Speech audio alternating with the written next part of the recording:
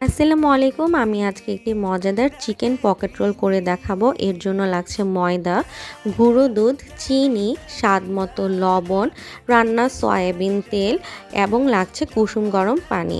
এখন আমি একে একে সবগুলো উপাদান এখানে অ্যাড করে দিচ্ছি।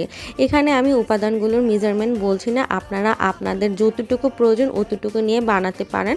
এখানে কোনো নির্দিষ্ট মেজারমেন্ট নেই। সবগুলো উপাদান ভালো মতো মিক্স হয়ে যখন যাবে তখন আমি এতে অ্যাড করে দেব কুসুম গরম পানি, এবং খেয়াল রাখতে হবে পানি কিন্তু একসাথে সবগুলো দেওয়া যাবে না, তাহলে কিন্তু ময়ামটা ভালো করে হবে না। সো ময়ামটা হওয়ার শেষে আমি এতে সামান্য একটু তেল দিয়ে রেস্টের জন্য রেখে দিব। রেস্ট শেষে আমি নর্মালি যেভাবে রুটি বানাই ঠিক সেভাবেই রুটির জন্য মুতে নিচ্ছি এবং কয়েকটা ছোট ছোট টুকরো করে নিয়েছি এবং একে একে সবগুলো রুটি বেলে নিয়েছি। তো এরপরে আমার চিকেন পুরটা রেডি, অলরেডি একটা রেসিপি দেওয়া আছে। এখন আমি একটা রুটি নিয়ে মাঝখানে চিকেন পুরটা দিয়ে নিয়েছি এবং 4টি অংশে ভালো মতো পানি অ্যাড করে নিয়েছি। যদি আপনি এখানে পানিটা অ্যাড না করেন তাহলে দেখা যাবে যে আপনার যে ভাঁজটা আছে সেটা খুলে যাওয়ার সম্ভাবনা আছে, তাই আমি প্রত্যেকটি ভাঁজে অল্প অল্প করে পানি অ্যাড করে দিয়েছি। যদি ভাঁজটা খুলে যায় তাতেও টেনশনের কিছু নেই, একটু পানি অ্যাড করে দিলে সেটা আবার জোড়া লেগে যাবে।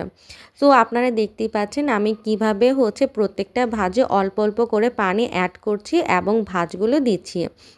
ভাজটা মূলত আমরা চারকোনার যখন পরোটা বানাই তখন যেই ভাজটা দিয়ে থাকি এখানে আমরা ঠিক সেই ভাজটাই দিচ্ছি। আপনারা হয়তোবা ভিডিও দেখে বুঝতে পারছেন, এবং প্রত্যেকটি ভাজে আমি কিন্তু অল্প অল্প করে পানি অ্যাড করে দিচ্ছি। এতে কিন্তু ভাজটা আমার খুব শক্ত থাকবে এবং এটা সহজে খুলে যাবে না।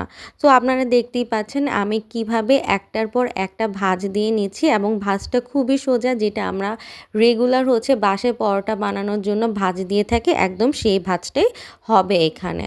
সো ভাজ দেওয়া শেষে আমার সবগুলো পকেট রোল রেডি। এখন আমি এটার উপরে এগ ব্রাশ করে নিব। সো এখানে এগের জন্য ব্রাশ করার জন্য ব্রাশ লাগবে এমন কোনো কথা নেই, আমি কাঁটা চামচ দিয়ে ব্রাশ করেছি। সো এগ ব্রাশ শেষ। এখন আমি এটা ওভেনে দিয়ে দিয়েছি। এটার আপনারা তেলে ভেজেও নিতে পারেন বা চুলাতেও দিতে পারেন। এই তো আমার বেক শেষ এবং খেতে খুব মজা হয়েছিল।